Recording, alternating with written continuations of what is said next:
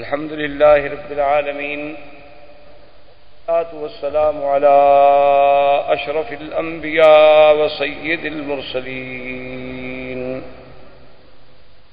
سيدنا ومولانا محمد وعلى آله وأصحابه أجمعين۔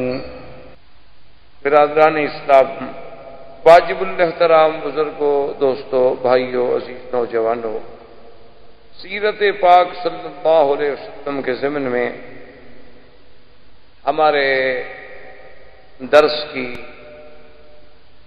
انتہا تقریباً اس بات پہ تھی کہ سرکار دو عالم صلی اللہ علیہ وسلم سیدنا صدیق رضی اللہ تعالی عنہ کے ساتھ غار ثور میں، جو مکے کے جانب اسفل میں واقع ہے، کیونکہ مکہ کے دو طرف ہیں، ایک جانب اعلیٰ ہے اور ایک اسفل ہے۔ جانب اعلیٰ یوں سمجھیں جسے آپ جنت المعلیٰ کہتے ہیں، طرف قبرستان ہے، یہ اعلیٰ ہے۔ اور اسی طرح محلہ مسفلہ، مسیال، شار ابراہیم الخلیل، الى شار الحجرہ، شار سب مسیال مسفلہ اسفل کا حصہ ہے۔ یہ جانب اعلیٰ ہے اور یہ اسفل ہے۔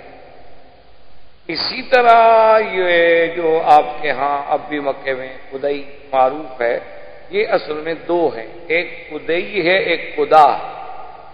قدا جو ہے وہ جانب اعلیٰ میں ہے اور قدئی جو ہے وہ جانب اسفل۔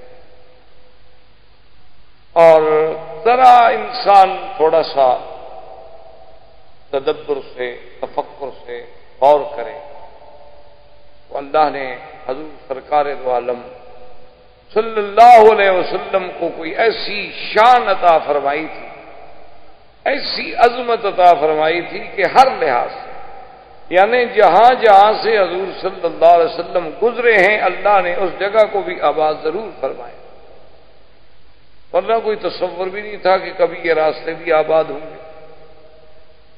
آج وہاں دیکھیں مخطط ہیں، دارالہجرہ ہے، حی الہجرہ ہے، آبادیاں ہیں، اور جس راستے سے حضور صلی اللہ علیہ وسلم نے سفر فرمایا تھا، طریق الہجرہ، اور اس راستے پر آبادیاں، تو جہاں سے بھی حضور صلی اللہ علیہ وسلم، اسی لیے علماء نے کہا ہے کہ حضور ظاہری طور پر یا معنوی طور پر جہاں سے بھی گزرے ہیں وہاں اللہ نے ضرور اپنی رحمت کی۔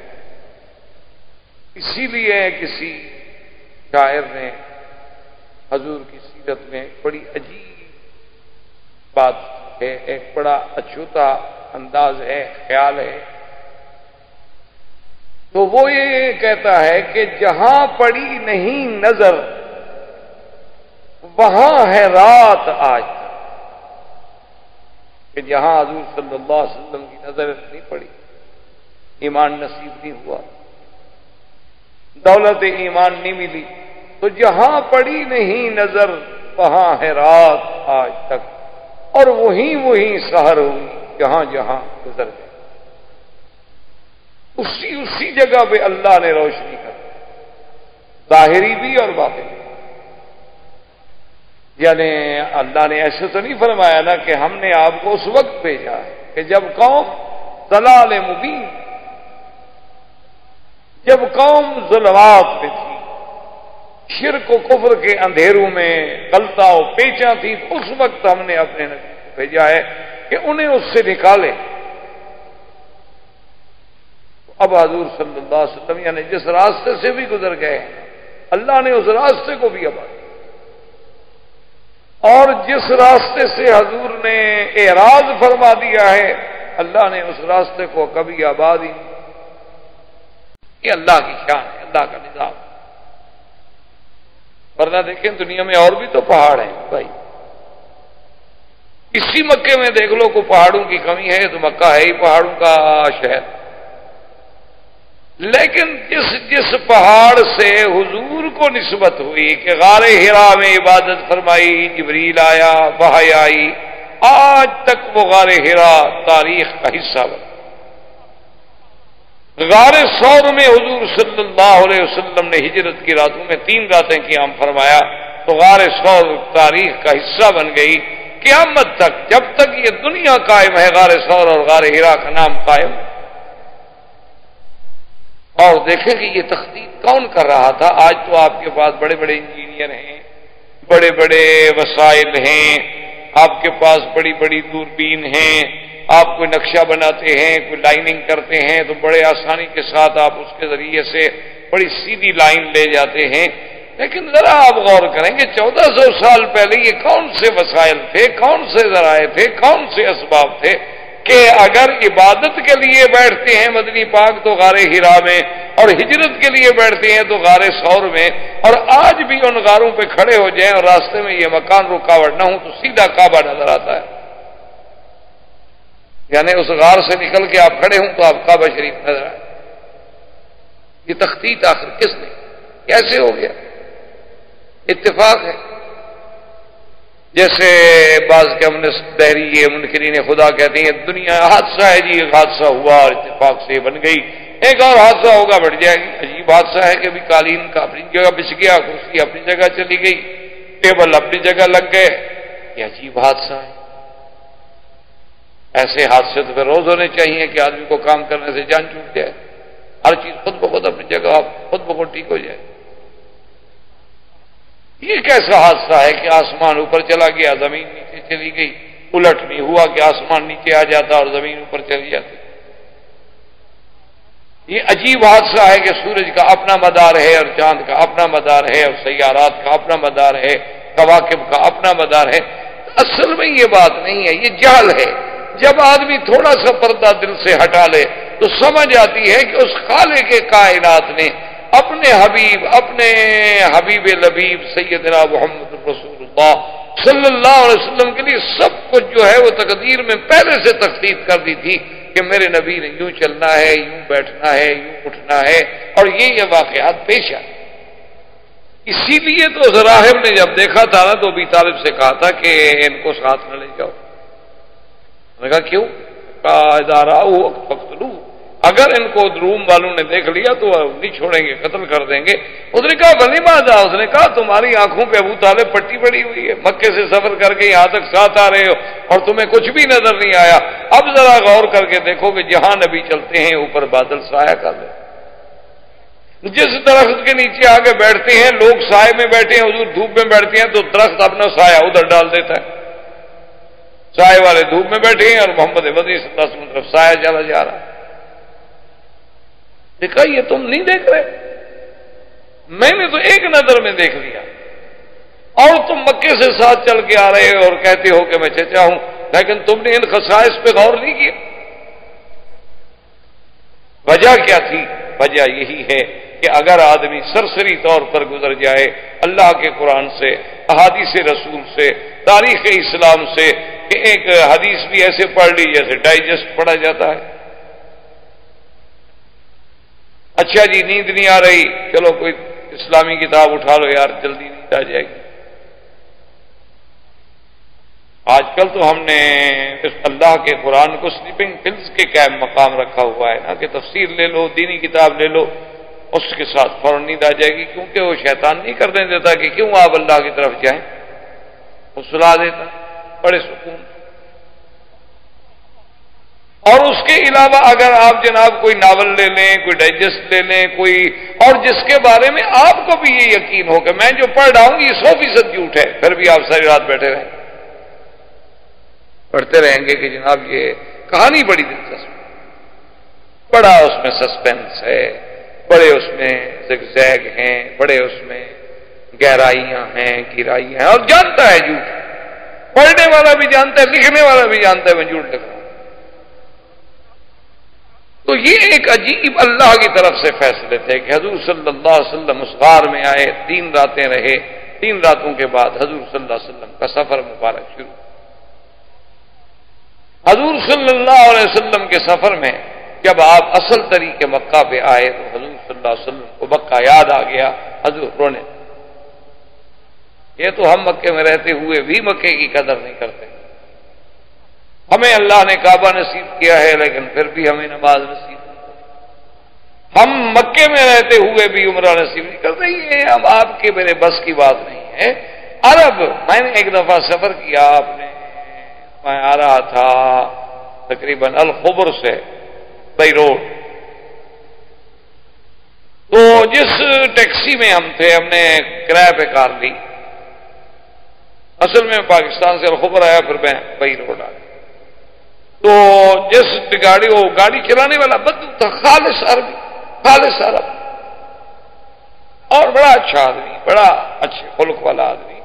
تو میں نے اس سے کہا کہ بھائی ذرا مہربانی کرنا کہ جب تم طائف سے جب گزرو گے تو یہ سیل کا طریقہ اختیار کرو گے یا اندر سے گزرو گے؟ اس نے کہا کہ نہیں، اندر تو پھر ہم بہت شہر میں الجھ جائیں گے، بعد یہ سیل والا راستہ۔ تو میں نے کہا ابھی جب میقات آئے تو ذرا گاڑی روک رہے ہیں، ہم نے تو احرام باندھ رہے ہیں، تو پاکستان سے آ رہے ہیں۔ اس نے کہا کہ ٹھیک ہے۔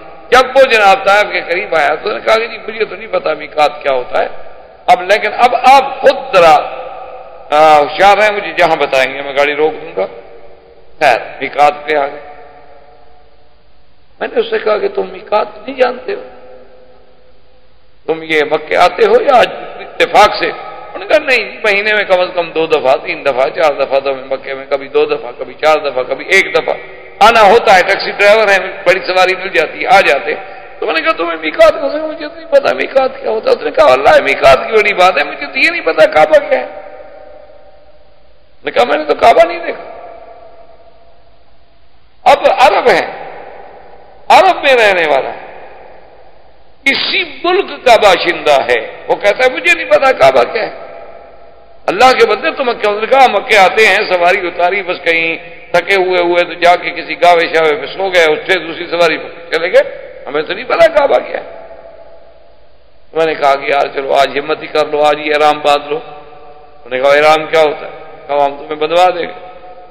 خیر ہم نے احرام خریدا اس بیچارے کے لیے، اس کو سمجھایا، اس نے مہربانی کی، اسی تمام بڑا خوش ہو گیا کہ چلو الحمدللہ میں بھی کہہ سکوں گا کہ میں نے زندگی میں عمرہ کیا تھا۔ تو کعبہ شریف میں آیا، اسے نہیں پتا کہ حجر اسود کیا ہے، طواف کہاں سے شروع ہونا ہے۔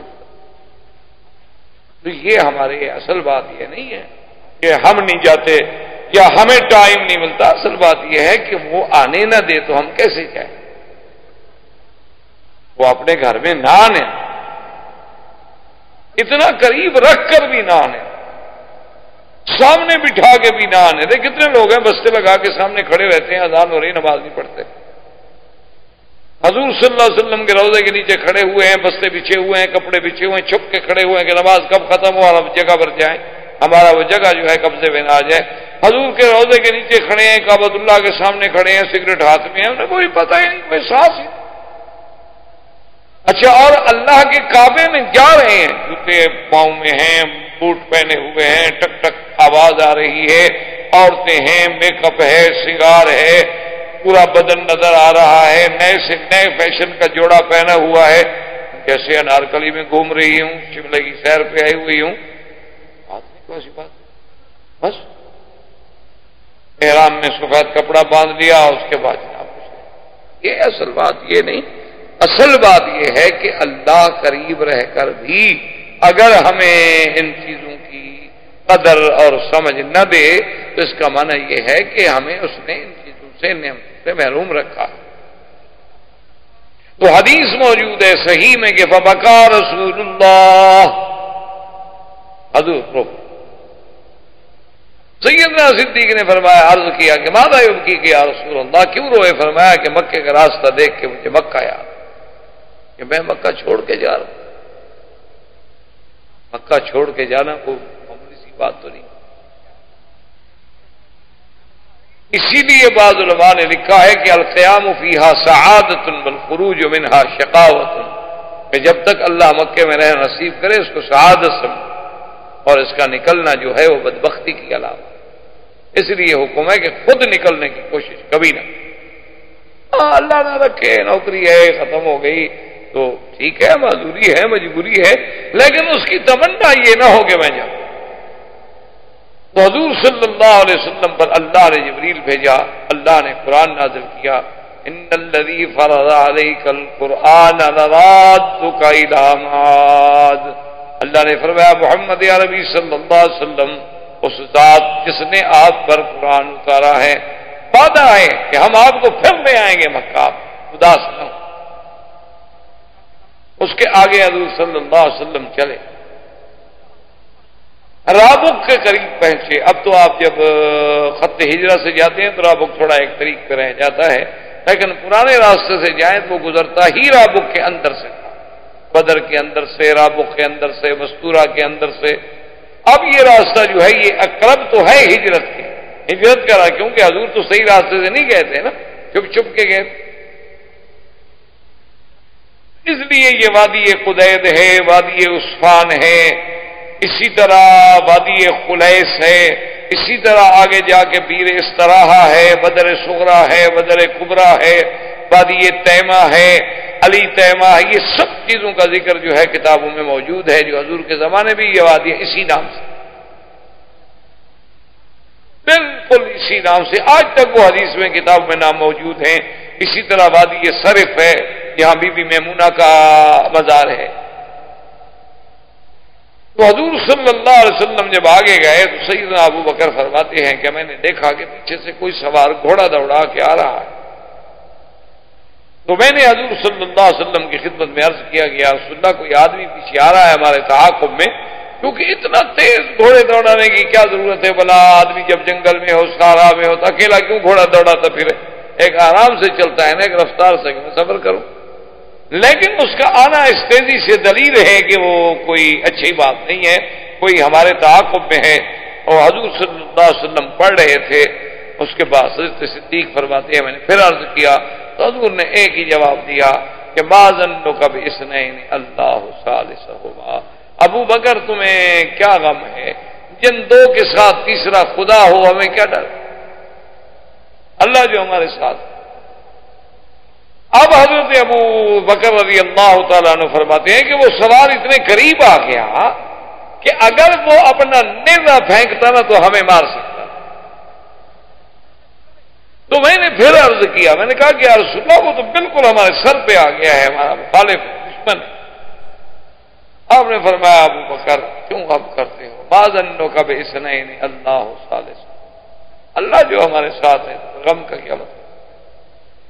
بس اتنی دیر گزری کہ سراقہ کہتے ہیں کہ یکدم میرے دونوں گھوڑے کے اگلے پاؤں جو تھے وہ زمین میں دھنس گئے اور میں گر گیا۔ کہتے ہیں واللہ ما سکت عن فرس فی حیات، مجھے خدا کی قسم ہے تو زندگی میں کبھی گھوڑے سے نہیں گرا تھا، میں تو شاہ سوار آدمی، عرب کے لوگ تو گھوڑے کے شاہ سوار ہیں، گھوڑا، اونٹ، شکار، باز، شکرا، یہ سب ان چیزوں کے تو بادشاہ ہیں کیونکہ ساری زندگی ان سے کھیلے ہیں، تلوار، نیزہ، تیر اندازی، یہ تو ان کے یعنی جوہر تھے۔ ان کا بچہ جو ہے وہ تو کھیلتا تلوار سے تھا، خنجروں سے، یہ تو اب ہے نا ماشاءاللہ کہ وہ کمپیوٹر سے، ویڈیو سے، فلموں سے کھیلتا ہے۔ تجھ کو بتاؤں میں تقدیر عمر کیا ہے، شمشیر و ثنا اول طاؤس ربا، اب ہماری انتہا اس میں۔ اسی لیے اقبال نے کہا تھا نا کہ کیا خوب امیر فیصل کو سنوسی نے پیغام دیا، تو نام و نسب کا حجازی ہے پر دل کا حجازی بن۔ تو آج وہ بچہ جو کبھی تلوار کی جھنکار پہ سوتا تھا، آج وہ مغنیہ کے گانے کی آواز پہ سوتا۔ اس لیے جورج کاشمیری اللہ اس کی قبر پر رحمت کرے، تو ان کا ایک عجیب سا جملہ ہے، وہ کہنے لگا کہ جب جہاز کے سیڑھیوں پہ کھڑے ہوئے میں نے نظر ڈالی تو میں نے کہا کہ مولا یہ وہی قوم ہے عرب، یہ وہی قوم ہے کہ جن کی ابتدا ام اسماعیل سے ہوئی تھی اور جن کی انتہا ام کلثوم پہ ہو گئی، یہ وہی ہے کہ ان کی ابتدا تو سیدنا اسماعیل کی اماں سے ہوئی تھی کہ وہ اسماعیل کو لے کے آئیں، زمزم نکلا، یہاں عرب آباد ہوئے، اور انتہا ان کی کیا کہ بڑے سے بڑا مفسر قرآن بھی مر جائے، 10,000 آدمی جنازے میں نہیں آتا، مغنیہ مر گئی، لوگ مر گئے، لوگ مر گئے جنازے میں۔ حیرت ہوتی ہے، سمجھ نہیں آتی کہ کیا ہو گیا قوم، کس طرح قومیں اس طرح مسخ ہو جائیں گی قومیں کہ ایک فاسقہ، فاجرہ، زانیہ، سب پڑھ رہے ہیں کہ یہ زانیہ ہے، فاسقہ ہے، فاجرہ ہے، ایک غیر محرم اب مرد کے ساتھ ہوٹلوں میں داد عیش دے رہی ہے، مرد 20 لاکھ آدمی سڑک پہ کھڑا۔ کیا ہو گیا ہے قوم کو؟ کیوں ہم سب میراثی بن گئے؟ ہمیں کیا ہو گیا؟ ہماری میراث تو یہ نہیں تھی۔ تو اب حضور صلی اللہ علیہ وسلم کے تعاقب میں آنے والا سراقہ یہ رابق کا سردار تھا۔ اس کو پتہ چل گیا تھا کہ ابو جہل نے اعلان کیا ہے کہ جو محمد مصطفیٰ صلی اللہ علیہ وسلم اور ابو بکر کو پکڑ کے لائے گا تو 100 اونٹنی انعام میں ملے گی۔ وہ 100 اونٹنی کے لیے دوڑ رہا تھا کہ 100 اونٹنی کے زمانے میں کوئی معمولی قیمت تو نہیں۔ وہ کہتا ہے کہ میں تو زندگی میں کبھی گھوڑے سے نہیں گرا تھا، اور پھر گھوڑے کے پاؤں وہاں دھنس رہے ہیں کہ نیچے کوئی ریتیلی زمین ہی نہیں ہے، وہ تو کنکر والی زمین۔ میں حیران ہوا، خیر گرا، اٹھا، کپڑے جھاڑے، اس کے بعد پھر میں نے گھوڑے کو کھینچا، مہمیز دی تو گھوڑے نے پاؤں نکالے، پھر میں گھوڑے پہ بیٹھا، پھر میں نے گھوڑا دوڑایا، جب میں قریب آیا تو پھر میرے گھوڑے کے پاؤں دھنسے، میں پھر گر گیا۔ تو کہتا ہے میں سمجھ گیا کہ یہ میرا گرنا میری کمزوری نہیں، یہ گھوڑے کی بھی کوئی شرارت نہیں، جن کے تعاقب میں جا رہا ہوں ان کی کوئی حفاظت کرنے والی ذات حفاظت کر رہی۔ فنادى بأعلى صوت الأمان یا محمد، زور سے چیخا، کہنے لگا محمد مصطفیٰ بس اب مجھے امان۔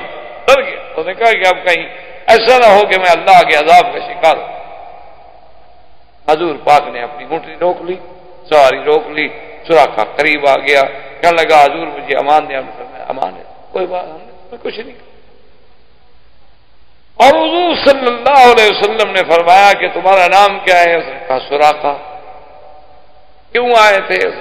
تعاقب کے لیے، آپ کو پکڑنے کے لیے۔ تو ان پھر میں اب کیا ارادہ ہے؟ اس نے کہا حضور بس اب میں نے فیصلہ کر لیا ہے کہ آپ کی ذات کو کبھی نقصان نہیں پہنچاؤں گا، اور میرا یہ بھی وعدہ ہے کہ آپ چاہے مدینے تک آرام سے سفر کریں، اس راستے سے میں آپ کے کسی دشمن کو بھی اب آپ کے پیچھے نہیں آنے دوں گا۔ اب دیکھیں کہ وہ ذات پاک جو خود اپنے دشمنوں سے تنگ آ کے مکہ چھوڑ کے ہجرت کر رہی ہے، دشمن جس کی تلاش میں ہے، ڈھونڈ رہا ہے، تلاش کر رہا ہے، حضور نے فرمایا اب سراقہ ایک بات میں تمہیں بتاؤں۔ اس نے کہا حضور بتائیں۔ آپ نے فرمایا کہ وہ دن کیسا لگے گا جب کسرا بادشاہ کے ہاتھ کے کنگن تمہارے ہاتھ میں ہوں گے۔ سراقہ کہتے ہیں میں نہیں سمجھ رہا۔ میں نے کہا عجیب بات کہ ایک آدمی خود پناہ لینے کے لیے ایک شہر چھوڑ کے دوسرے شہر میں جا رہا ہو، اور مجھے خبر یہ دے رہے ہیں کہ سپر پاور ختم ہو جائے گی کسرا کی، اور ان کے بادشاہ کے کنگن آئیں گے، اور پھر وہ میرے جیسے ایک بدو، ایک عرابی، ایک رابق میں رہنے والے آدمی کے ہاتھ میں ہوں گے۔ کہا کسرا، ہم نے تو کبھی مکے پر حکومت کرنے کا خواب نہیں دیکھا تھا کہ جائے کہ کسرا بادشاہ کے کنگن ہمارے ہاتھ میں آئیں گے۔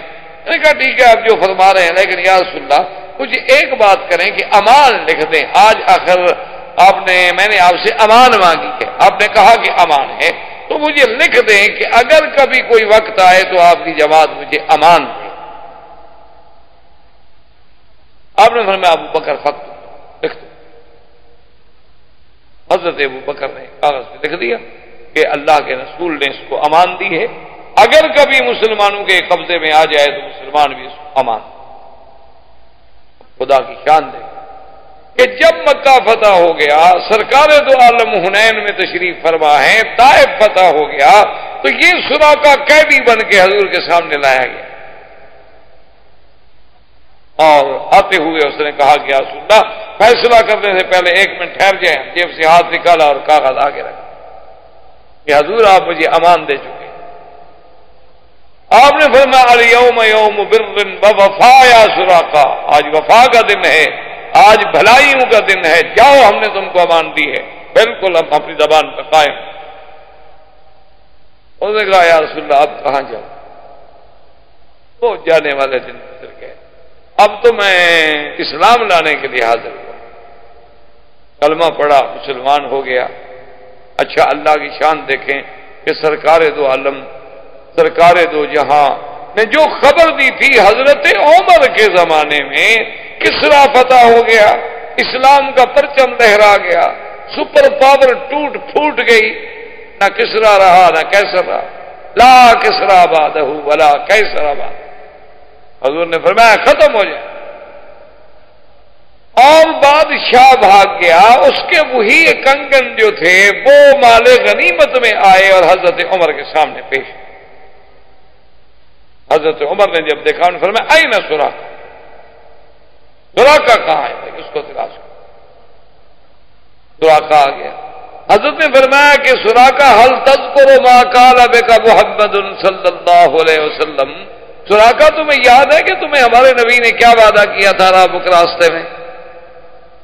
انہوں نے کہا یاد ہے ابھی، انہوں نے فرمایا تھا کہ کسرا کے جو سرارئی کسرا اس کے ہاتھ کے کنگن جو ہوں گے وہ تمہارے ہاتھ میں ہوں گے، تو میں نے فرمایا کھڑے ہو جاؤ، میں اپنے ہاتھوں سے تمہیں پہناتا ہوں تاکہ میرے مدنی کی بات پوری ہو جائے، اور تم سارے صحابہ میں چل کے ان کو یہ دکھاؤ اور بتلاؤ کہ اللہ کے نبی نے کیا کہا،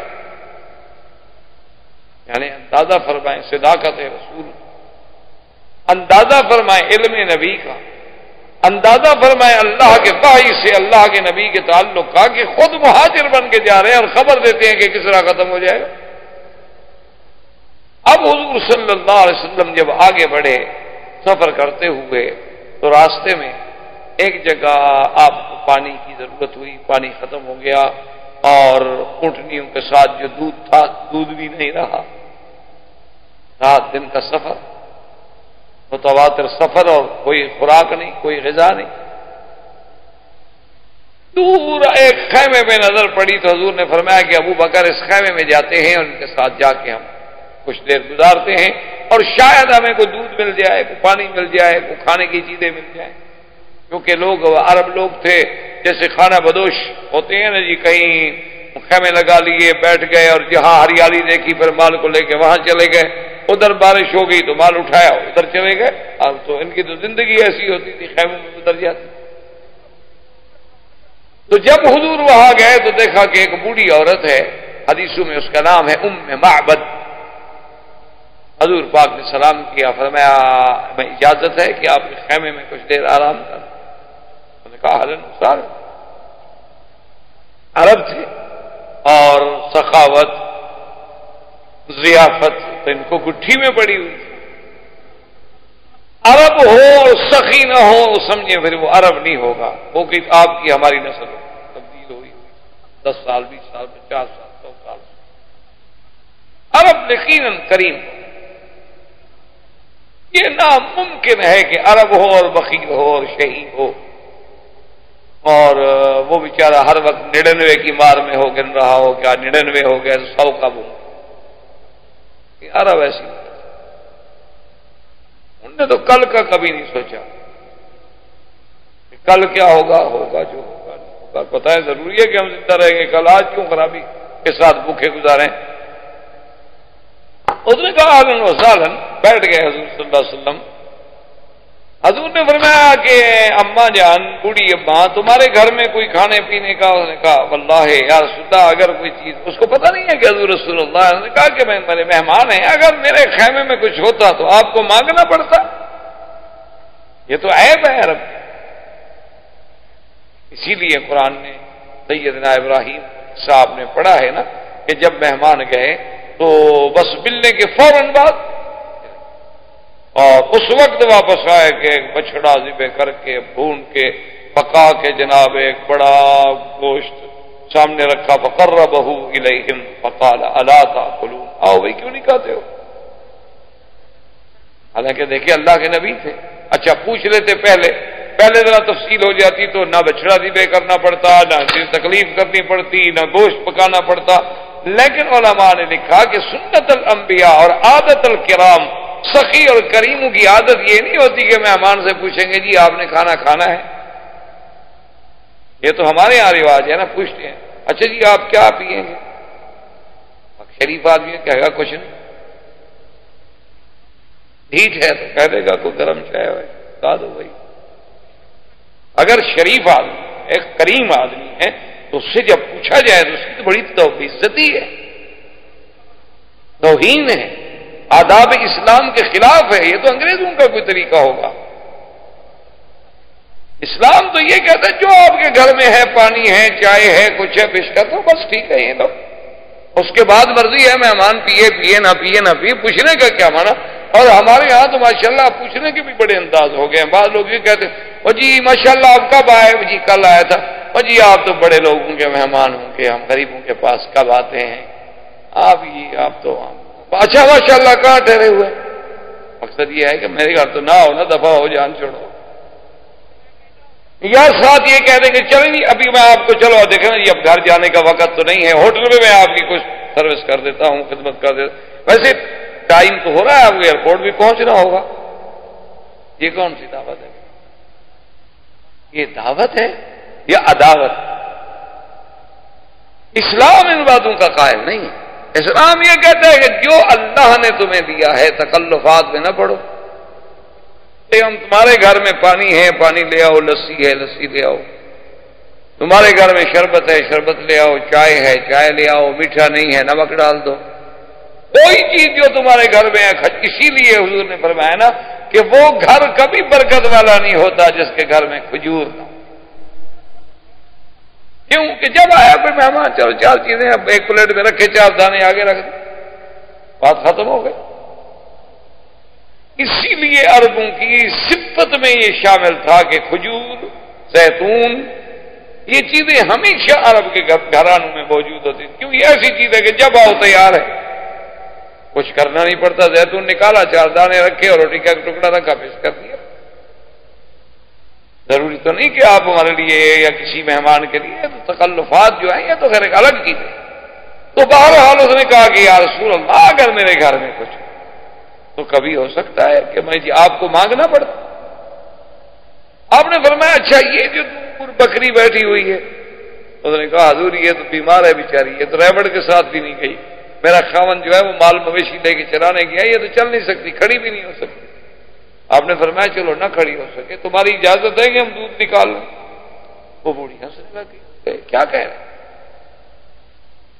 حضور صلی اللہ علیہ وسلم تشریف لائے اور اس بکری کے پشت پہ آپ نے ہاتھ پھیرا اور اس کے بعد آسمانوں کی طرف نظر اٹھائی کہ اللہ تیرا نبی آج مہمان ہے اور پیاسا۔ اسباب کی حد تک تو ہم بکری کے پاس آ گئے ہیں، لیکن دودھ دینے والا تو ہے نا۔ اور اس کے بعد حضور بکر فرماتے ہیں کہ حضور خود بیٹھ گئے اور کہتے ہیں کہ میں تو حیران ہو گیا کہ ماشاءاللہ حضور تو بکری کا دودھ نکالنا بھی جانتے ہیں، کیونکہ یہ دودھ نکالنا جو ہے بکری کا، گائے کا، یہ فن ہے نا۔ ہمارے بچے تو خیر بیچارے کیا سیکھیں گے، ان کا گزارا تو مرائی پہ ہے، علی پہ سعودیہ پہ، ان کو کیا پتا دودھ بھی کبھی نکالا جاتا ہے۔ ان کے لیے تو یہ بڑا یعنی ایک عجیب سا کھیل ہوگا دیکھنے کے لیے، بڑے انجوائے کریں گے اگر دیکھیں کہ بھی کیسے جانور کا دودھ نکالا جاتا ہے۔ تو خیر بہرحال تو حضور نے بڑے آرام سے کیوں بیٹھے اور برتن دونوں ٹانگوں میں پھنسایا اور بڑے پیار سے اس کو کھینچا۔ تو وہ کہتے ہیں وہ تو ایسے اتنی زور سے دودھ کی لاٹیں لگ رہی تھی جیسے ماشاءاللہ کوئی تندرست بکری بھی اتنا دودھ نہ دے۔ برتن بھر گیا تو میں اور لے آؤ، اور برتن بھر گیا تو میں اور لے آؤ، اور برتن، جتنے خیمے میں برتن تھے، جتنی ہمارے ساتھ سب بھر گئے۔ آپ وہ عورت دیکھ رہے کیا ہو؟ حضور نے خود پیا، آپ کے ساتھی نے پیا، دلیل نے پیا، ام معبد نے پیا۔ حضور نے فرمایا ابو بکر کو تھوڑا سا ساتھ رکھ لو، باقی سب ام معبد کو دے دو، یہ اپنے گھر میں رکھ لے۔ اور اس کے بعد حضور نے اجازت مانگی اور کہا کہ اچھا تمہارا بہت شکریہ کہ ہم نے تمہارے خیمے کی چھت کے نیچے وقت گزارا ہے، سائے کے نیچے بیٹھے ہیں، ہم نے تمہارے برتن استعمال کیے ہیں، ہم نے تمہاری بکری سے دودھ لیا ہے، ہم تمہارے بہت شکر گزار ہیں، اور کبھی تمہیں حاجت ہو مدینے میں کبھی گزرو تو وہاں آنا اور ہمیں ملنا۔ میرا نام محمد بن عبداللہ ہے، محمد رسول اللہ ہے، کہہ کہ حضور چلے گئے۔ بعض روایات میں ہے کہ حضور نے نام نہیں بتایا، بس حضور نے خیریت پوچھی، کہا اور اس کا شکریہ ادا کیا، چلے گئے۔ تھوڑی دیر گزری تو ام معبد کا خاوند آیا گھر میں، دیکھا کہ گھر میں تو سارے برتن دودھ سے بھرے ہوئے ہیں، دیکھا ام معبد میں ملا ہی رہا تھا، یہ کہاں سے آ گیا؟ انہوں نے کہا بیٹھو، انہوں نے کہا بیٹھو ابو معبد بیٹھو، آج تو میرے گھر میں کوئی ایسے مہمان آئے تھے، خدا کی قسم میں نے ایسے تو کبھی زندگی میں بھی نہیں۔ اور محدثین، تمام دنیا کے محدثین علماء جو ہیں، معبد نے جو حضور کا نقشہ کھینچا ہے نا، جو حضور کا جمال، کمال، صفت، خلق، سیرت، صورت بیان کی ہے، دنیا کا کوئی صحابی بیان نہیں کر سکتا۔ اس عورت نے، اس بدو عورت، جنگل میں رہنے والی عورت، کیا ہے لوگ تمہارے ہمارے لحاظ سے بیکورڈ، بالکل جاہل، لیکن جو اس نے حضور کا حلیہ کھینچا ہے نا جی، اس نے کہا کہ میں نے تو آج ایک ایسا آدمی دیکھا ہے ولا بالطویل البائن، کا قد کوئی اتنا لمبا بھی نہیں تھا کہ لمبا نظر آئے، عیب والا لگے، کیونکہ زیادہ لمبا ہو جائے، حد سے زیادہ ہو جائے تو پھر وہ بھی تو ایک عیب بن جاتا ہے، وہ حسن نہیں رہتا۔ ولا بالقصیر، اور نہ اتنا چھوٹا قد تھا کہ حضور کے قد جو ہے وہ، بلکہ درمیان میں اور اتنے اعتدال والا اور طول کی طرف ابھرتا ہوا۔ ولا بالابیض الامحط، اور نہ حضور کا رنگ ایسے تھا کہ بالکل خالص انڈے کی طرح سفید ہو۔ ولا بالاسمر، اور نہ حضور کا رنگ ایسے تھا کہ جسے ہم سانولا کہہ سکیں، بلکہ الابیض مائل الی الحمرۃ، کہ ایسا سفید جس میں سرخی کی ایک جھلک ہو، آمیزش۔ انہوں نے کہا جب ایسا حلیہ بیان کیا، اور نے کہا اور اسی نے یہ بکری پہ ہاتھ رکھا، اس کے خاوند نے کہا کہ معبد معلوم ہوتا ہے یہ وہی محمد عربی ہے جس کو مکے والے ڈھونڈ رہے، یہ تو وہی اللہ کا رسول تھا، ہم تو خوش نصیب ہیں کہ ہمارے خیمے میں محمد بدنی اترے۔ اس کے بعد حضور صلی اللہ علیہ وسلم نے اپنا سفر مبارک جاری رکھا، اور مدینے والوں کو یہ تو پتا تھا کہ آقا انعامدار آنے والے ہیں، لیکن یہ پتہ نہیں تھا کہ کب چلے ہیں مکے سے، کب آئیں گے، ٹیلی فون تو تھا نہیں کہ کوئی ٹیلی فون پہ بتا دیتا۔ اب مکے والے کیا کرتے جناب، مدینہ منورہ والے کے بوڑھے، عورتیں، بچے، حتیٰ کہ یہودی، بنو قینقاع، بنو نذیر، بنو قریظہ، ان کے بڑے بڑے راہب، ان کے بڑے بڑے پڑھے لکھے لوگ سب باہر نکل کے آتے وہ مقام جس کو کہتے ہیں ثنیۃ الوداع، آج بھی مدینہ شریف میں مقام موجود ہے ثنیہ۔ اسی لیے شاہ فہد نے، اللہ جزائے خیر دے، کہ انہوں نے جو حرم شریف میں مدینہ مسجد نبوی کے لیے ایئر کنڈیشن، جو سینٹرل ایئر کنڈیشننگ کا جو سب سے بڑا وہاں انہوں نے لگانا تھا، فیکٹری اس کا پلانٹ لگانا تھا، تو وہ حرم کے قریب ایک جگہ تھی جہاں لگا رہے تھے، تو خادم الحرمین نے کہا کہ نہیں بالکل اس جگہ مت لگائیں، کیونکہ ہو سکتا ہے کہ گاڑیوں کا دھواں اور کوئی پٹرول کی بو اور ڈیزل کی بوئیں کھینچیں اور وہ کسی دوسری ہوا کے ساتھ مل کے حضور کے حرم کے اندر مسجد نبی میں چلی جائے، یہ ادب کے خلاف ہوگا، اس کو آپ دور لے جائیں اور اسی مقام پہ لے جائیں جہاں سے حضور آئے، تاکہ وہیں سے ٹھنڈی ہوا آئے۔ اس عقیدت کو کبھی ہم نے بھی سوچا ہے جنہیں ہم وہابی کہتے ہیں، ہمارے نزدیک یہ وہابی لوگ ہیں نا، نبی کو مانتے ہی نہیں، نبی کو تو صرف ہم انڈو پاک والے مانتے ہیں، جن کا گزارا ہی ماشاءاللہ قوالیوں پہ ہے یا مجرے پہ، قال رسول اللہ جنہیں کبھی نصیب ہی نہیں ہوتا۔ ہم نے تو یہی دیکھا ہے، جب یا پتہ نہیں ہماری کو بدقسمتی ہوگی، میں تو ایک دفعہ گیا وہاں معین الدین اجمیری رحمۃ اللہ علیہ کی مزار پہ بھی فاتحہ پڑھ لوں، خواجہ نظام الدین اولیاء رحمۃ اللہ علیہ کی مزار پہ فاتحہ پڑھ لوں، اسی طرح اپنا اور بزرگوں کے مزارات پہ وہاں جانے کا اتفاق ہوا۔ ہم تو جب گئے وہاں یا قوالیاں ہیں یا ڈھول ہیں یا دھمال ہیں، یا ہماری بدقسمتی اس دن کوئی خاص مصیبت ہو تاکہ ہم جلتے ہوئے جائیں۔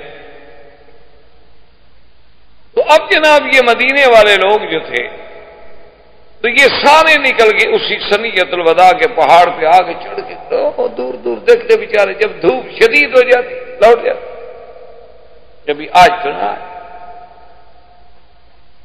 اور دیکھیں خدا کی قدرت ہے کہ جب حضور صلی اللہ علیہ وسلم تشریف لائے تو سب سے پہلی نظر جو ہے ایک یہودی دور سے اس نے کہا یا اہل المدینہ ھذا مطلوبکم، وہ جس کے لیے تم کھڑے ہو نا وہ آ رہا۔ تو مدینے والے جناب ایسے خوش ہوئے، اس لیے ایک صحیح حدیث مبارک میں ہے، صحابی فرماتا ہے کہ واللہ کہتا ہے خدا کی قسم ہے مار آئینہ ازوا یومن، ہم نے اتنا روشن دن کبھی نہیں دیکھا، وہ دن جس دن محمد پاک مدینے میں تشریف لائے، ایسا روشن دن ہم نے نہیں دیکھا کہ معلوم یہ ہوتا تھا کہ آج 2 سورج اترے، ایسی روشنی، ایسا مدینے پہ چمک، ایسا مدینے کی فضا میں نور۔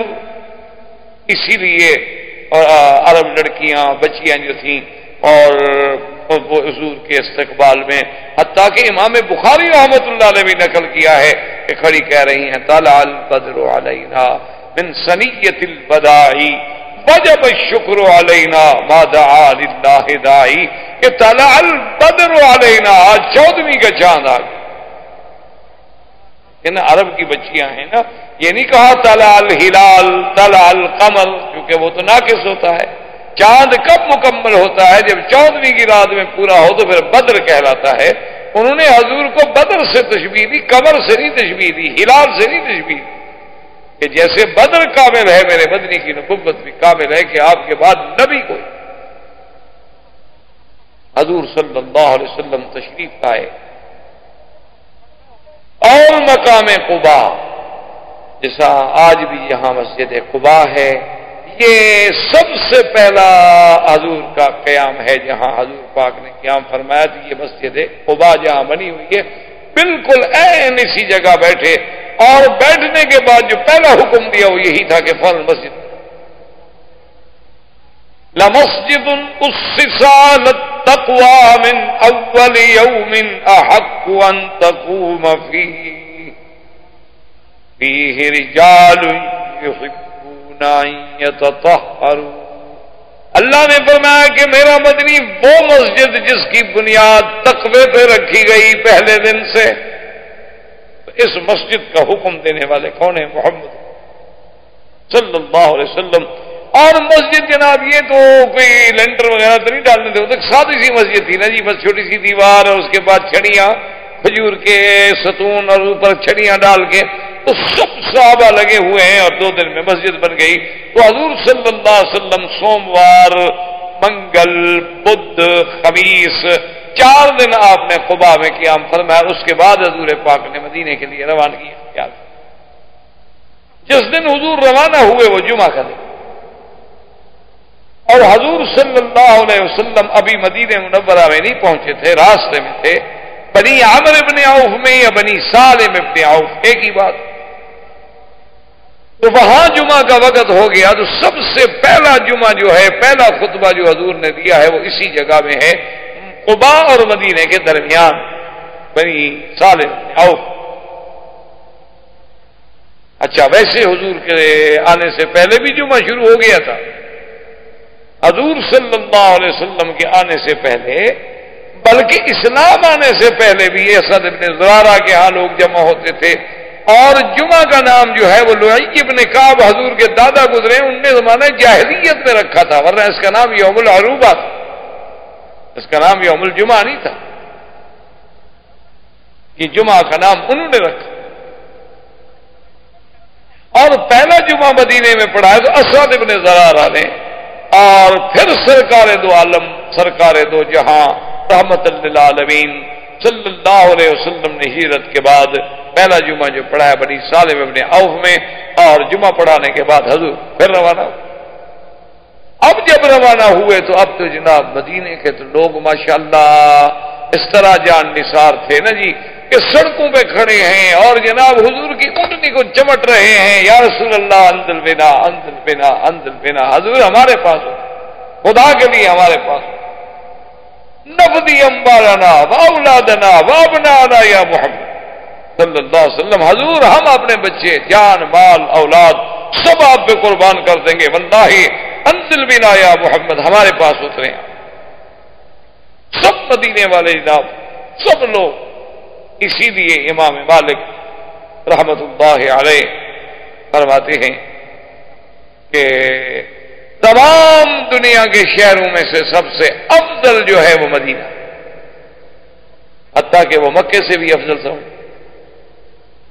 تو امام مالک رحمت اللہ علیہ کی جہاں اور دلائل ہیں، وہاں ان کی سب سے بڑی دلیل یہ ہے، وہ کہتے ہیں کہ ساری دنیا کے شہر جو ہیں حتیٰ کہ مکہ جو ہے وہ بھی تلوار سے فتح ہوا ہے. ایک شہر ہے دنیا کی تاریخ میں جو اسلام اور محبت سے فتح ہوا، صرف مدینہ، جہاں کوئی تلوار نہیں چلی، بلکہ حضور کے آنے سے پہلے اسلام آ چکا تھا. مصعب ابن عمیر پہنچ چکے تھے اور سینکڑوں لوگ اسلام لا چکے.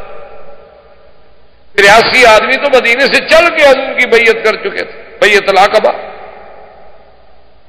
حضور پاک نے جب دیکھا کہ بھئی اب سب کا اتنا ذوق، اتنا شوق ہے، اب سب آدمی کہتے ہیں کہ میرے گھر میں چلو، اب حضور نے فرمایا دیکھ پاس فَاتْرُكُوهَا إِنَّهَا مَأْمُورَةٌ، میری اونٹنی کو کوئی نہ پکڑے، کوئی روکنے کی کوشش نہ کرے، یہ اللہ کی طرف سے مامور ہے. جہاں اس کو اللہ حکم دیں گے وہاں بیٹھ جائے گی، اور جہاں یہ بیٹھ جائے گی وہاں اس کا میں مہمان خود بخود بن جاؤں گا. تو اس لیے میری اونٹنی کو پکڑنے کی کوشش نہ کریں، روکنے کی کوشش نہ کریں، اس کو اس کے حال پہ چھوڑیں. اب حکم ہو گیا تو اب جناب سب ہٹ کے کھڑے ہو. اب حضور کی اونٹنی جا رہی ہے اور جس جس کے گھر سے گزر جائے اس کے لیے تو بڑی امیدیں اور آس سے ٹوٹ جائیں، اگلا امید میں لگ جائے. چلتے چلتے چلتے چلتے ایک خالی جگہ ہے دیار بنی نجار میں، یوں سمجھیں کہ جہاں آج مسجد رسول پاک جو مسجد نبوی ہے، جہاں آج آپ نماز پڑھتے ہیں، یوں سمجھیں بالکل یہی جگہ. یہ اصل میں علاقہ تھا بنی نجار کا، حضور صلی اللہ علیہ وسلم کے اقوال تھے، اور یہ جگہ بالکل خالی پڑی تھی. یہیں آگے اونٹنی بیٹھ گئی اور ساتھ ہی حضرت ابی ایوب کا گھر تھا. جب اونٹنی یہاں بیٹھ گئی تو بعد نے اس کو اٹھانے کی کوشش کی، دعوہا، چھوڑ دو، انہا مامورۃ، میری اونٹنی کی عادت نہیں ہے کہ ایسے بیٹھتی ہے، اللہ کا حکم ہے، بس اللہ کے حکم سے اونٹنی بیٹھ گئی. حضور نے فرمایا لمن ھذا الارض، یہ زمین کس کی ہے؟ انہوں نے کہا حضور یہ 2 یتیم بچے ہیں ان کی زمین. آپ نے فرمایا ان کو لاؤ، آ گئے. آپ نے فرمایا یہ زمین بیچتے ہو؟ انہوں نے کہا ہی الگ ہے یا رسول اللہ. انہوں نے کہا کمال ہے، ہم یتیم ہیں، غریب ہیں، لیکن محمد مدنی آپ مدینے میں آئے ہیں، وہاں سب کچھ آپ پہ قربان ہے، یہ سب آپ کا ہے، خریدنے کا کیا مطلب؟ میں یہاں اللہ کا گھر بنانا چاہتا ہوں اور وہ زمین میں کسی کی ایسے نہیں لینا چاہتا، میں قیمت سے. اسی لیے فقہا نے لکھا ہے کہ ارض مغصوبہ اگر کسی کی زمین زبردستی چھین لی جائے یا اپنے اقتدار کی وجہ سے آپ کسی سے مانگیں اور وہ بندہ بیچارہ کیا انکار کرے، آپ بڑے آدمی ہو، ڈرتا ہے نہیں دوں گا تو یہ ویسے ہی لے سکتے ہیں، آج صاحب بالکل حاضر ہے. انہوں نے کہا ایسے مقامات پہ نماز نہیں ہو. یا وہ زمین کسی حرام کے پیسے سے خریدی جائے، سود کے پیسے سے، رشوت کے پیسے سے. میں ایک دفعہ گیا تو ڈپٹی کمشنر صاحب تھے ہمارے ضلع کے، اب پتہ نہیں ہے نہیں ہے اللہ عالم، تو وہ بیچارے مجھے ملنے آئے، ان کی بڑی مہربانی شرافت کہ وہ جب ملنے آئے تو اس کے بعد انہوں نے کہا کہ جی آپ اتفاق سے آئے ہیں اور میں نے ڈی سی آفس کے قریب ایک مسجد بنائی ہے ماشاءاللہ، تو اس میں آپ جو ہے مہربانی کر کے ایک نماز ہمیں پڑھا دیں، ہمارے آپ چیز لے کے رہنے والے، ہمارا بھی کچھ حق ہے. میں نے کہا نہیں بالکل اس میں تو کوئی فرق نہیں. میں نے کہا ڈی صاحب آپ نے کیسے بنائی ہے وہ مسجد؟ تنخواہ سے؟ کہتے ہیں نہیں جی تنخواہ ہماری اتنا کہاں ہوتی ہے کہ ہم مسجدیں بنا سکیں. اصل بات یہ تھی کہ بس کوئی ذمہ دار کام کرانے کے لیے آیا، کوئی جاگیردار، کوئی صنعت کار، کوئی کاروباری، کوئی بزنس مین، تو بس ان سے کہا کہ دیکھو بھی یہ مسجد بنا رہا ہوں، کام تمہارا تب کروں گا کہ اتنے پیسے پہلے مسجد کے لیے دیا. انہوں نے کہا تھا اس میں تو پھر نماز پڑھنی ناجائز ہے، اس میں تو کسی اور مولوی سے افتتاح کروا لیں.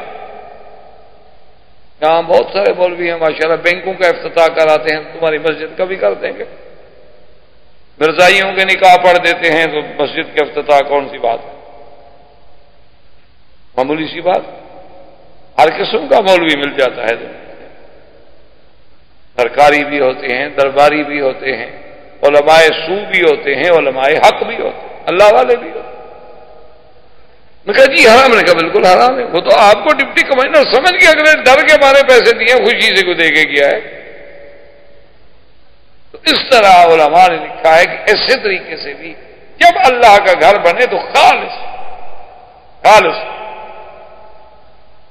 بلکہ بعض علماء یہ کہتے ہیں کہ کوئی خطیب اپنی تقریر سے متاثر کر کے لوگوں سے چندہ وصول کر لے، وہ کہتے ہیں یہ بھی ڈاکے میں شامل ہے۔ ایک آدمی زبردستی ڈاکہ مارتا ہے، ایک آدمی تقریر کے ذریعے سیر کر رہا ہے، حالانکہ وہ دینا نہیں چاہتا تھا لیکن اس کی جیب سے اس نے نکلوا دیا ہے۔ تو نے کہا اس نے طیب نفس سے تو نہیں دیا نا، شرمندگی سے دیا ہے۔ کبھی لوگ کیا کہیں گے، اتنا بڑا آدمی بیٹھا ہوا یار اس نے کچھ بھی نہیں دیا، حالانکہ وہ چاہتا نہیں تھا دینا۔ انہوں نے کہا کہ علماء کا یہ کام ہے کہ اپنے مساجد مدارس کی کیفیت جو ہے وہ رکھ دیں لوگوں کے سامنے کہ بھئی مسجد کے یہ ضروریات ہیں، مدرسے کی یہ ضروریات ہیں، اللہ جس کو توفیق دے دیتے ہیں۔ لیکن آج کل مشکل تو یہ ہے نا جی، آگے لوگ بھی تو ایسے ہیں نا، ماشاءاللہ کرے کیا۔ انہوں نے کہیں سینما بنانی ہو، کلب بنانا ہو، دیکھیں جناب ماشاءاللہ سال کی تنخواہ لگا دیں گے، مسجد کے لیے کہو تو ایک مہینے کی دینے کے لیے تیار نہیں۔ پھر ان کو مولوی بھی الحمدللہ ایسے ہی ٹکرتے ہیں، اللہ کی رحمت، آخر انہوں نے بھی وصول تو کرنا ہے۔ تو اب جناب جب حضور صلی اللہ علیہ وسلم نے وہ زمین اب حکم دیا فوراً مسجد بناؤ، اور اپنا فرمایا ابو ایوب ہم مہمان تمہارے، کیونکہ گھر تمہارا قریب، یہ تمہارا نصیب ہے کہ اٹھنی یہاں بیٹھ۔ حضرت ابی ایوب انصاری کا گھر جو تھا حدیث میں آتا ہے طابقین، 2 منزلہ تھا، یعنی 2 کمرے نیچے 1-2 کمرے اوپر تھے۔ تو اس نے کہا کہ یا رسول اللہ آپ تو اوپر رہیں گے، ہم نیچے رہیں گے۔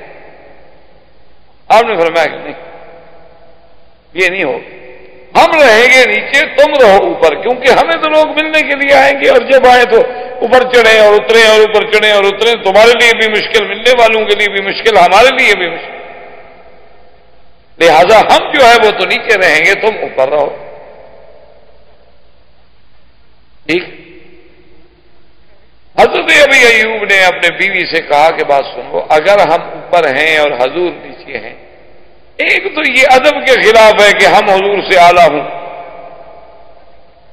اور دوسری بات یہ ہے کہ ہمارے پاؤں کی آواز سے حضور کے آرام میں خلل نہ پڑے، اور تیسری بات یہ ہے کہ جب یہاں ہم کھڑے ہیں پتہ نہیں یہی عین نیچے حضور بیٹھے ہوں، اس لیے دیوار کے ساتھ لگ کے سو جاؤ، دیوار کے ساتھ لگ کے سو گئے۔ اچھا خدا کی شان ہے، ان کا سر جرہ، ان کے گھر میں ایک مٹکا تھا بڑا پانی کا جو اوپر رکھا ہوا تھا، تو وہ ٹوٹا، وہ جب ٹوٹا تو اس کا پانی جب نکلا تو اب پانی کیسے روکیں جی؟ پہلے والے کو یہاں والے سسٹم تو نہیں تھے نا، آج کل باقاعدہ مواسیر لگے ہوئے تھے اور نفایات تھے اور یہ تھا اور وہ تھا، وہ تو سادے سودے سے گھر ہوتے تھے، مٹکے بھر کے لاتے تھے، مشکلیں کندھے پہ رکھ کے بھرا کرتے تھے، ان کے پاس ایک ہی لحاف تھی جو سردی میں وہ ڈالا کرتے تھے، تو جلدی سے ابی ایوب نے وہ لحاف اٹھا کے اسی پانی پہ ڈال دی کہ پانی اگر نیچے بہتا ہے تو کہیں حضور کے لیے تکلیف کا باعث نہ ہو، اور اس کے سوا کوئی لحاف نہیں تھا، اور مدینے کی سردی پر آپ جانتے ہیں اسی طرح سردی میں رات گزار دی بغیر لحاف کے، لیکن حضور کے آرام کا خیال رکھا۔ صبح جب ہوئی تو حدیث میں آتا ہے، ایک روایت میں ہے کہ ابو ایوب نے کہا، اور ایک میں ہے کہ حضور نے فرمایا کہ ابو ایوب معلوم ہوتا ہے کہ تم رات کو سو نہیں سکے۔ انہوں نے کہا حضور بات تو بالکل ٹھیک ہے، ہم ادب سے کیسے سو؟ آپ مہربانی فرمائیں، آپ اوپر منتقل ہو جائیں اور ہمیں جو ہے مہربانی فرما کے نیچے رہنے دیں، وہ آنے جانے والی تکلیف تو برداشت ہو سکتی ہے، لیکن ہم یہ کیسے برداشت کریں کہ ہم یہ کون اعلیٰ رسول اللہ ہم آپ سے اوپر رہیں؟ یہ عشق کی بات ہوتی ہے، یہ محبت و ادب کی بات، اور صحابہ میں جتنی ادب تھا اس کا تو سوچا بھی نہیں جا سکتا۔ اسی لیے ایک صحابی فرماتے ہیں کہ میں نے ایک شخص سے پوچھا کہ حل انت اکبر ام رسول اللہ، کہ بھئی تم بڑے ہو یا حضور؟ کیا پوچھ لیا جاتا ہے، ایک سوال ہوتا ہے عمر میں، یعنی آپ عمر میں بڑے ہیں یا حضور صلی اللہ علیہ وسلم پر زیادہ ہے؟ اب اس میں پوچھنے والے کے دماغ میں یہ قطعاً تصور ہی نہیں ہو سکتا کہ نعوذ باللہ وہ شان میں تقابل کرائے، کون نبی کے شان کا مقابلہ کرے؟ وہ جانتا ہے کہ اللہ کے نبی کی شان کا مقابلہ کو، تو صرف یہ پوچھ رہا ہے باعتبار سن، باعتبار عمر کے کہ بھئی تم عمر میں بڑے ہو یا حضور پاک بڑے ہیں۔ دیکھیں ادب کا تقاضا کتنا پیارا جواب دیتا ہے، اس نے کہا ورسول اللہ اکبر، وَأَنَا أَقْدَمُ مِنْهُ مِيلَادًا، کہ بڑے تو میرے حضور ہیں لیکن پیدا میں ان سے پہلے ہوا۔ اندازہ کریں اس شخص نے یہ لفظ بھی گوارا نہیں کیا کہ یہ کہہ دے کہ میں بڑا ہوں۔ آج تو ادب سے ہم محروم ہو گئے ہیں نا، آج تو لوگ نبی کا نام ایسے لیتے ہیں جیسے کو اپنے رشتے دار کا نام لے رہے ہیں۔ اتنی گستاخی، اتنی بے ادبی کہ اور عاشقوں کا یہ عالم تھا کہ اگر ہزار بار بشویم دہن بمشک و گلاب ہنوز نام تو گفتن کمال بے ادبیست، ورنہ جامی کہتا ہے یا رسول اللہ 1000 دفعہ اگر میں اپنے اس منہ کو عرق کے گلاب سے دھو کے تمہارا نام لوں پھر بھی ڈر لگتا ہے کہیں بے ادبی نہ ہو جائے میری گندی زبان سے نام محمد مصطفیٰ کیسے لوں۔ یہ عشق کی بات، ورنہ نام تو لیتے تھے، صحابہ بھی پڑھتے تھے۔ یہ مقام عشق تھا، یہ مقام ادب تھا، یہ مقام محبت تھا کہ حضور صلی اللہ علیہ وسلم کے اوپر ہم کیسے رہیں بھی، حالانکہ حکم تو حضور کا تھا، آپ نے فرمایا کہ اوپر چلے جاؤ۔ تو حضور صلی اللہ علیہ وسلم نے مسجد نبوی میں یہ سب سے یعنی پہلی مسجد قباء، اور اس کے بعد جو مسجد ہے وہ مسجد نبی ہے، مسجد رسول اللہ صلی اللہ علیہ وسلم، اور وہ مسجد بھی کیا تھی؟ کچی اور کچی اینٹیں، حتیٰ کہ ایک حدیث میں آتا ہے کہ سب صحابہ جب اٹھا رہے تھے تو ایک ایک لبنہ، اما عمار فانہ یحمل لبنتین، کہ حضرت عمار جو تھے وہ 2 اینٹیں اٹھا۔ جب حضور نے دیکھا نا ان کی اینٹیں تو آپ نے فرمایا عمار، آپ نے دعا دی کہ بارک اللہ لکا، اور اس کے بعد کہا عمار لیکن بات یہ ہے عمار تقتلہ فئۃ الباغی، تمہیں ایک باغی جماعت قتل، یعنی ایک طرف اتنی بڑی خبر ہے، ایک طرف دعا بھی، اور علماء نے کہا اسی میں یہ بھی دعا تھی نا، حضور اس کی شہادت کی خبر دے رہے ہیں کہ اور شہادت کا مرتبہ وہ کتنا عظیم مرتبہ، اور دوسرا حضور یہ بھی بتلا رہے تھے کہ تم علامت و حق کو باطل کی، کہ تمہارے قتل کرنے والے باغی ہوں گے اور تمہاری اعانت کرنے والے حق پہ ہوں گے، کہ تم جیسے آج اللہ کے گھر بنانے میں اتنے ذوق شوق سے لگے ہوئے ہو نا، اسی طرح اللہ تمہیں علامت بنا دیں گے الفارق بین الحق والباطل۔ تو حضور صلی اللہ علیہ وسلم کی مسجد، اور اس کے ستون کیا تھے؟ کھجور، چھت کیا تھی؟ کھجور کی چھڑیاں، اور ممبر کیا تھا؟ ایک جذع و نخل، کھجور کا ایک تنا، ایک کھجور کا تنا جو ہے وہ ممبر بنا دیا گیا، اور حضور اسی کے ساتھ مل کر اپنی پشت مبارک لگا کے خطبہ پڑھتے تھے۔ یہ ممبر تھا، بیٹھنے کی تو جگہ نہیں، بس کھڑے، بیٹھنے کے لیے تو کوئی جگہ نہیں، حتیٰ کہ وہ حدیث مبارک میں صحیح واقعہ ہے کہ ایک عورت آئی، اس نے کہا کہ یا رسول اللہ انا اندی نجارن، میرے پاس میرا خادم جو ہے وہ درخان کا کام کرتا ہے، اگر اجازت دو تو آپ کے لیے ہم ممبر بنا دیں، کیونکہ آپ کھڑے کھڑے خطبہ پڑھتے ہیں، کچھ تو استراحت ہو، اس کے بعد چلو آدمی بیٹھ سکے، تو آپ نے اجازت دے دی۔ تو سب سے پہلے ممبر حضور کے لیے بنایا گیا، تو اس عورت نے بنایا، وہ لکڑی کا تھا، اس کے 3 درجات۔ ویسے خیر الحمدللہ یہ سنت تو ابھی تک ہمارے ہاں باقی ہے، ہر مسجد میں انڈو پاک میں ممبر بنائے جاتے ہیں، اور ماشاءاللہ آسا بھی رکھتے ہیں، اور بعض مسجدوں میں دیکھو تو آسا بڑا ہے مولوی چھوٹا، عمل ہے نا جی، اور آسا اتنا رنگین اتنا خوبصورت کہ مولوی صاحب صرف آسا ہی دیکھتا رہے، خطبہ ہی اس کو بھول جائے۔ میں نے تو ایسے ایسے آسے دیکھے ہیں مساجد میں جہاں میں گیا ہوں، ماشاءاللہ ان سنتوں کا بڑا خیال ہے لوگوں، لیکن حضور کے دندان شہید کرنے والی سنت ہو یا دعا، اس کے لیے دعا۔ بھی حضور نے جہاد بھی فرمایا تھا، پیٹ پہ 2 پتھر بھی باندھے تھے، آپ نے فاقہ بھی برداشت کیا تھا، آپ نے ہجرت بھی کی تھی، غاروں میں بھی چھپے تھے، وہ سننا بس یہ دعا، اس کے لیے دعا۔ صرف حضور صلی اللہ علیہ وسلم کی سنت مبارک آسا تھا، پگڑی تھی، حلوہ مبارک پسند تھا، گوشت کی چوڑیاں پسند تھی، یہ ماشاءاللہ سب کو حدیث ازبر یاد ہے، بما سند بما بطن بما روات بما احوال اسماء الرجال. یہ تو قیامت آئے گی تو مولویوں کا فیصلہ بھی ہو جائے گا، پیروں کا بھی ہو جائے گا. آئے گا وقت، ایک دن انصاف کا تو آنا ہے نا. یہ تو نہیں ہونا نا کہ اسی طرح دنیا چلتی رہے. اسی لیے تو خدا کہتے ہیں افنجعل المسلمین کالمجرمین، کیا ہم مسلمان اور مجرم دونوں کو برابر کر دیں گے؟ ام نجعل الذین آمنوا وعملوا الصالحات کالمفسدین فی الارض. اللہ نے فرمایا ایمان لانے والے، اعمال صالحہ کرنے والے، فساد مچانے والے، کیا ہم ان دونوں کو برابر کر دیں گے قیامت میں؟ ام نجعل المتقین کالفجار، کہ ہم متقی اور فاجر کو برابر کر دیں گے؟ حق کے لیے مرنے والوں کو، حق کے لیے قربانیاں دینے والوں کو، اور اللہ کے نبی کے نام پہ دھوکہ دے کے حلوہ کھانے والے قیامت میں کو برابر ہو جائے گے؟ تو بات ہے، یہ اللہ کا عدل ہے، وہاں تو انصاف ہوگا. حضور صلی اللہ علیہ آلہ وسلم نے قبول فرما لیا. صحابی کہتے ہیں کہ حضور جب آئے خطبہ دینے کے لیے تو اس درخت کے قریب نہ گئے، اس نئے ممبر پہ بیٹھے.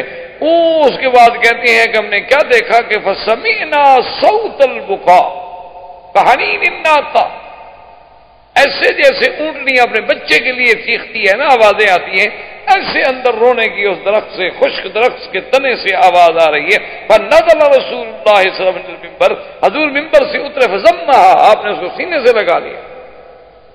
صحابہ کہتے ہیں ہم نے دیکھا کہ جیسے بچے کو چپ کراؤ نا، ماں باپ بچے کہتے ہیں چپ کرو چپ کرو، تو بچہ روتا روتا آہستہ آہستہ چپ کرتا ہے، تو وہ درخت بھی اسی طرح آہستہ آہستہ آہستہ آہستہ چپ کرتا ہے کہ حتیٰ سکنا، حتیٰ کہ سکون آ گیا. اندازہ کریں کہ اس لکڑی میں بھی پھرا کے رسول اللہ کا یہ اثر ہے.